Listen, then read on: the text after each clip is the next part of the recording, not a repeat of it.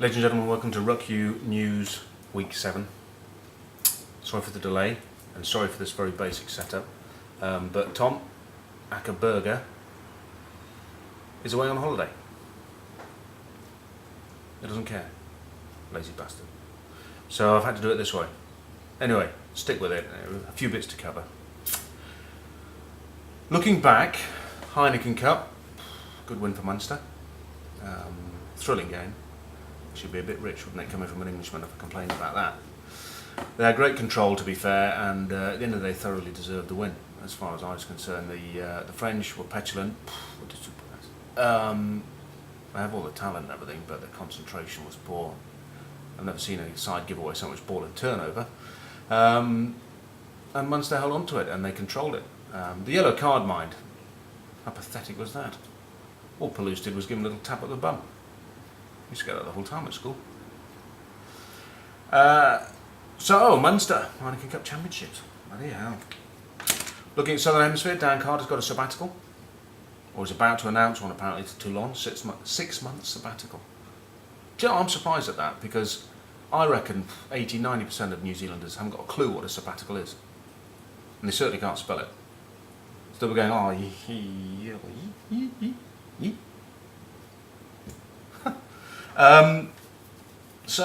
but Graham Henry hasn't had a little dig at him, has he? Unlike Jerry Collins, what a great player. He's retiring from the All Blacks, great servant, great warrior, and instead of Graham letting him go off with a few nice comments, he goes, "I wouldn't have picked him anyway." Grow up. It's not a way to treat players. It really isn't. Not as someone like Jerry. And I just think, Graham, let yourself down, mate. Shocker.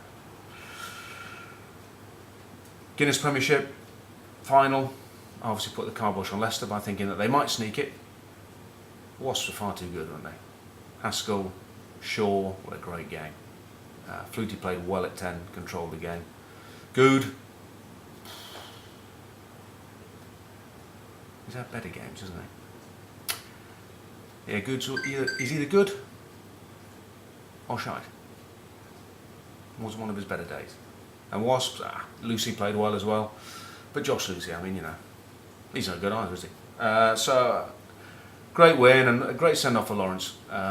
What a player, what a guy, what a rugby man, what a legend. Whatever people think about him, he's had a hell of a career. He's won some great medals, and great way for him to finish. But there was a hell of a night had there. Looking at some other bits and pieces. Northern Hemisphere boys all going to go down the Southern Hemisphere. Wales to South Africa, Yarpia land, and England to New Zealand. Got to learn to take a kicking down there. That's why I'm so sad for all sorts of reasons that Cipriani's not going. One of them being that they would have given him a working over and we would have found out a little bit more about him. And taking a kicking is one of the crucial things you've got to be able to do. I remember playing for the north of England that long ago, because I used to play it for North, because I'm a northern lad. So I was at school, uni, North, where the pigeons fly upside down because there's now worth shitting on. Anyway, I played for the North. So we were playing the Southwest, and it was obviously early in my career because I got involved in this rucker or more, and I was getting one hell of a kicking. And I remember sort of looking out and seeing Winters, my hero, standing there, my teammate and hero. He was my hero. Well, he was my hero for all sorts of reasons, but I actually played against him at school. At my school used to play against this team called the Luddites. I think they were called the Luddites. Used to come up, and the year they came up, my last year, they had 5 British Lions, as you did, play against the school side. Melville, Winterbottom, I think Alan Old, Peter Squires, John Spence, something like that. Not bad. Anyway, and I got the ball, and I got caught in this maul, and Wince grabbed me, and I'm thinking, Wince, and he said, "Let go of the ball." Had a bit of a northern accent in those days before he came to London. I got posh. He said, "Let go of the ball," and I didn't. So he grabbed my bollocks and squeezed them and said, "Let go of the ball, you posh git." You see, people think Wince is thick, right? But he had obviously sussed me in 10 seconds? He's a sharp boy. I let go of the ball, and from then on he'd be my hero. He never did it to me again, despite my begging. Anyway, So there I am in this ruck mall, getting a good kicking, and Winter's just looking at me, not doing anything. He's just standing there looking at me. And eventually it sort of finishes, and I get out, and I'm a bit sore, but I'm walking past, and he just goes, "Well done." I look round at him and go, "Thanks." He goes, "Yeah. Don't ever make a noise, mate. Just encourages." So, will the English boys, the young boys, be able to take a kicking? Same with the Welsh. About attitude, isn't it? We'll find out who've got the right attitude, who's got, as Zinni would call them, who's got a bit of shit in the blood, who's got a bit of steel. And that is what it's about. People talk about my captaincy. Where do we start? And the honest truth is, you look around the change room, Moore, Leonard, Dooley, Ackford, Teague, Richards, Winterbottom, Skinner, me. It's awesome, isn't it? And they had attitude. They had a bit of steel, and it will be getting that attitude right. I remember, without sounding arrogant, because I'm not. I always used to think when we played in that team, if we got ourselves right in the head, we were capable of winning any games that we played, and that was what it was all about. And I remember this one game we were playing the Irish, '95, Keith Wood's first game, start of the Six Nations, and crucial Lansdowne Road, and we were in a good frame of mind. I thought our training had gone well, the boys were on edge. There was a bit of edge flying around. There'd been a bit going on in training, so I was quite pleased come Friday night. And I sat with Dowie, Rob Andrew, and Dino before the team meeting, which was just the players on the Friday night. I said, "Listen, guys, just want 5 minutes from each of you. Crucial things to think about, tactically, all, the strategy, all that sort of stuff." I said, "But finish each time with Keith Wood. How great this boy is." I said, "I really want to wind Moro up," because I thought that if we could get Moro in the right frame of mind, if we could nullify Keith Wood, it was a big advantage for us. So I said, "So just go on about how great Keith Wood is," and they were all like, "Yeah, okay." So we started off Dowie.